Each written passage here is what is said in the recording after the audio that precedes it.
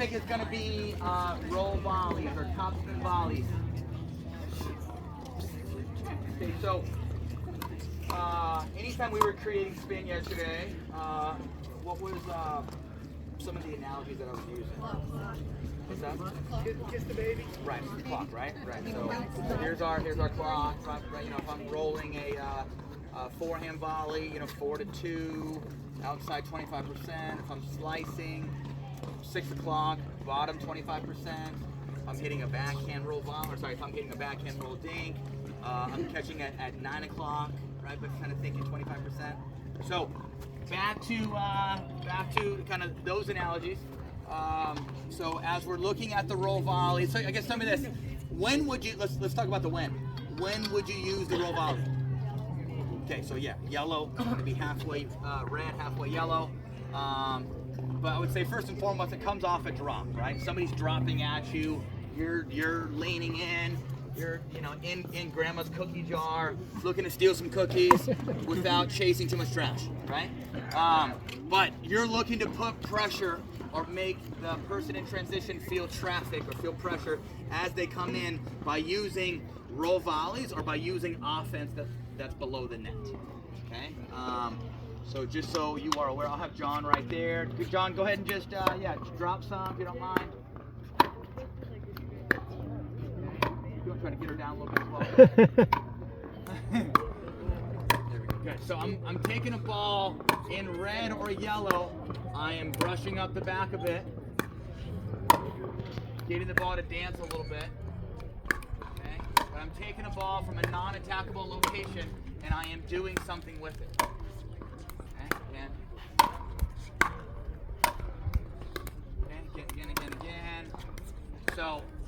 So and now, obviously, if it's a hybrid drop, it gets down in a hurry. I don't have time to take a step back. I don't have time to roll. I'm just going to surrender, right? Surrender and just try to push it back. So again.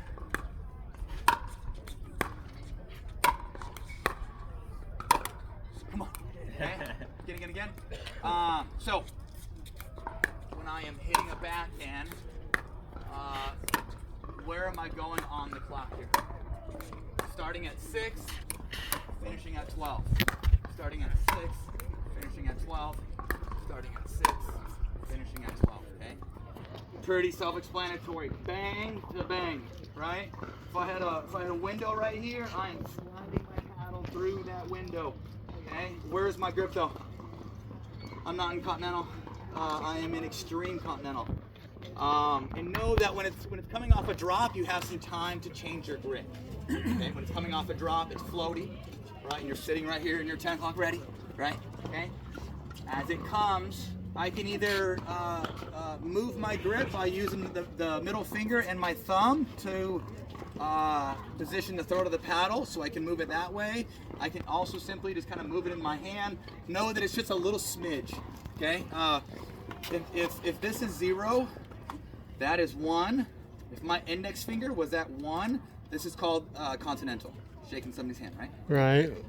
If my index finger is at 0, if it's on top or if it's lined up with the edge guard, that's extreme continental. That's the grip you want to get in, okay? You're just going from 1 to 0, okay? There to there, or there to there. So are you tilting it down, basically, or? Yes, yeah. yes. Where's my girl? Is it Kelly? Me? There she is. Okay? Kelly hits this sucker well. Kelly is already in that grip. Kelly lives and dies by the backhand.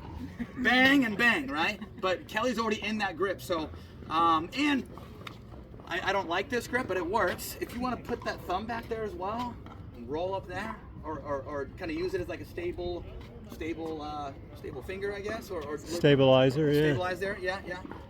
Plain and simple, whether it's there, whether I'm just at 0 and the thumb is wrapped around, just make sure that we're getting to that grip. The paddle face is either level or it's open. Anytime, John, if you don't mind, I'm gonna have you on this side. Anytime. So there is no strings on this paddle, right? If I was playing tennis, you can close the face of your paddle and you can get the ball over the net. Okay, pickleball, there's not enough grab, there's not enough grip, and MLP is not gonna pass it. No, they're not. Crazy. 90% of the paddles this last weekend didn't pass. I had to go back to my stinking power air, in which I didn't want to play with, because none of my 002s passed. Crazy. Grip? No, it's the deflection. Like, The surface. So, so I think like 100% of the 002s didn't pass. Annalise, Paddletex, only like, she only had 2 of those that passed out of like 20. It's the weirdest thing. Anyhow, back to spin. So if I close the face on this backhand roll volley, or if you find that you're hitting backhand roll volleys and it's doing that, you got to ask yourself, am I closing my face? Okay. So lay that puppy back, even if it's open a little bit. Take a look. Yeah, with that grip, huh? Okay. So whether it's open, closed, open or level, just don't close that thing, right? What do you do if you got to switch to forehand with the grip? Yeah. So it's coming off a floatier ball, so we have some time, right? Gotcha. Whether I'm going from 0 to 1 or 1 to 0. Okay. So backhand. Here, ball comes, arms like a piece of 2x4. I'm just climbing up the back of it. If I want to go across court with it, I can let that tip go a little bit. Take a look. This is more like 6 to 2, 6 to 2. This is more 6 to 12. Again, 6 to 2. Sorry. Okay. But main thing is that if you're going up the line, you're just touching the back of it. Same thing. Touch it at 25%. Okay. And you're trying to rip the cover off the back of the ball. Okay. Again, 6 to 12. Rip the cover off it. Or I can go across court, 6 to 2. Okay. So that is the backhand. You're gonna find that zones 1 to zone 3 is taken with what? Just like the backhand block, and just like the backhand punch, and the backhand dink. It all kind of builds on itself, right? Okay. I have a question. Talk to me. What do you mean by 25%? I just don't know what that means. Okay. So, Johnny, go ahead. If you're looking at the ball, you're only hitting your backhand with the ball. You're not hitting all the way through. Right? So if you hit too much of the ball, you're going to go up a little bit. It's going to go out. The ball will go through it. It goes down. So you just 25% is just you're just touching it. You're just giving her just a little kiss, a little soft tissue massage. Swedish. Talk to me. And you're doing 6 to 12? Yeah. So if you have someone coach that, I mean, you showed us slow-mo, so you're not up there. I mean, you're back. Yeah. You were showing us slow-mo. Right. But when you go up that far, like, does that open you up to someone coaching and taking you out? Where's my ball getting? Low. Getting down. Right. Okay, so it's going to come up and you're going to Right, and so that's the whole idea here. Is that as I'm taking a ball in yellow that's non-attackable, that I'm looking to be aggressive and get this thing to go up and down. Got it. Right. Yep. But yeah, I mean, whether I hit a punch volley, block volley, roll volley after contact, I'm not looking to see how pretty that thing is. I'm bringing the hands back here. Right? Okay. Forehand. Take a look. Starting, I can start at 3, I can start at 4, I can start at 5. Main thing is that if the ball's at 3, I'm at 4. If the ball's at 4, I'm at 5. Okay, topspin starts from low to where? Low to high. Very good. Okay, take a look. So this is pretty short and sweet. Okay. And I mean, honestly, with some of the new paddle technology and like some of the new carbon, you can get that sucker to go up and down in a hurry. Take a look at James Ignatowicz's forehand right now. It is freaking so lively, and his A to B is so fast. The ball is screaming, and when it hits the ground, it's just dancing everywhere. So just with paddle technology getting a bit more advanced, like you can really utilize some of your spins and get a lot more gunk on it, right? If gunk is the word. Here we go. Okay, forehand, take a look. Now, you know, so you're talking about if it floats, right? Mm-hmm. What do we know? If I'm chasing trash, John's doing what? He's saying I'm gonna make you taste plastic, right? Okay. And I think that's such a crucial part in transition. Is yes, differentiating like the block and letting balls go, but also getting on your freaking horse when you see they're overextended, right? Getting on your horse, getting in there and punching away. Right? Talk to me. So are we just going by the speed of what's coming at us to decide to punch or to roll? Yeah. So yeah, if John is driving at me, I'm probably looking to punch back now. If it's a little floatier, I can use my roll volley. Okay? I was talking to Abby. Yeah, and Abby, she drove her forehand. She came in. She had a volley right here. She tried to take a high five volley versus I like this one better. Right? If I have time and you love your forehand roll, or you love your topspin roll, hit the living piss out of it and use the forehand roll versus, right? Okay, so if I drove, they floated it, I'm kind of stuck in here.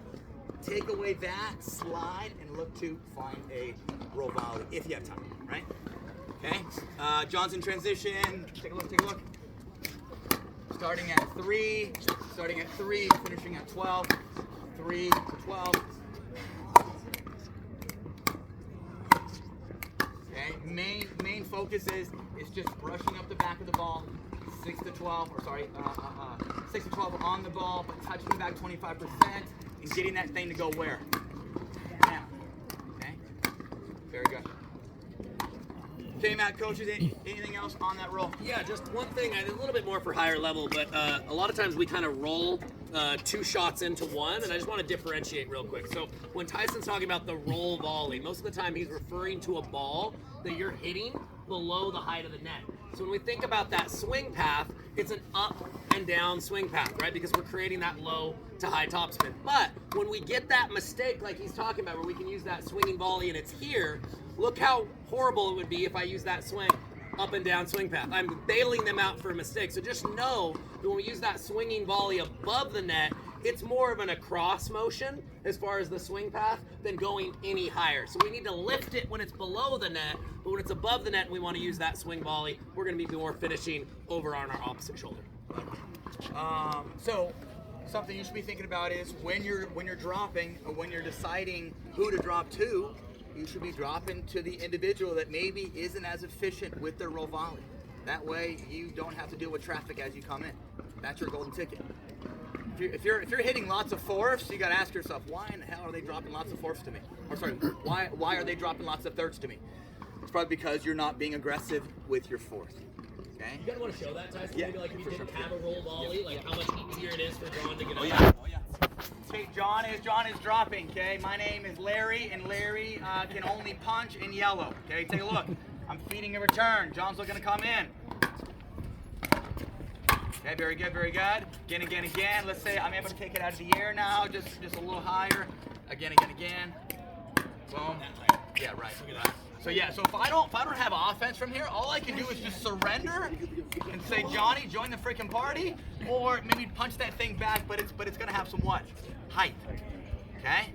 That's your golden ticket. You want to drop to the person that really can't hurt you from there. Okay? I like it. So drills are gonna be, John, if you don't mind, I'm just gonna have you talk to me. Are you rolling if it drops? I mean, if it bounces? Yeah, good. So I'm looking to be aggressive on my fourth. John's hitting a third, right? I'm looking to be aggressive on my fourth. If I have a ball in here, a ball in there, or John doesn't hit a hybrid drop. It's more of a floatier drop, if you don't mind, John. It's more of a floatier drop. I'm gonna take a step back, and I can basically use a ground stroke. That's called a step back fourth. I can use a ground stroke, which I guess is similar to a roll volley, just off the bounce. Okay? Again. So this is what you don't want to do. I'm overextended. I'm going to chase trash. Okay? Come on, John, get up here. I like that one. No! You know how much time you have. Get your ass back. Watch here. Again, John's dropping again. I recognize how much time I got. Now he puts pressure. Okay? Right? So when you feel like you're overextended, take a little step back, pop it off the bounce, or pop it, or drive it as it's up, and then get yourself reestablished. Okay, drills are gonna be starting out 10 here. God, this is fun, I'll tell you what. So, you may think that is stupid. That is flat out stupid. Okay? Anytime that we're working on something that's very complex, or I guess anytime that we're working on something that's very technical, go back to the basics, go back to elementary, but show me 10 beauties from here, right? 3 o'clock to 12. And then change the grip. Right? I'm starting out in Continental, or I can start out in Easter, right? Okay? And then I'm gonna roll that knuckle to 0. From here, arm is straight. Or if I had a two-handed backhand, right? Same look. Zach, you like that? Zach, tell me, do you roll in here? No. Very good. You use one, correct? Or, Yeah. Right. Yeah. He's working on his one. I'm working on it. Yeah. So so two-ease. So you can roll in one, zone 1, You may be able to roll in 2 a little bit. Once you get in here, you get very jammed. That's where it would make sense that you have both a 1 and you have your 2. Okay, main focus, 10, 10, from there, let's say courts 9 through 16, or maybe courts 10 through 16. I'll get you in front of me here, John. One side is going to be the teacher, other side is going to be the student. I am the teacher, John is the student. John's going to hit 7 roll volleys on his forehand, 7 on his backhand. Take a look. I'm tossing in that zone. Nice. Oh yeah. Forehand roll kisser. Kiss it. Okay, lovely. Let's go back inside. Take a look at this. If that doesn't get you going, I don't know what will.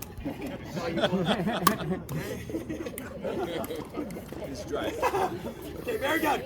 A higher level, or let's say courts 1 through 8. 1 through 8. I am the teacher. It's not about me. He is the student. It's all about him. I am in transition. Floating balls. Floating balls. John is either working on taking it out of the air, taking a little step back. Love that.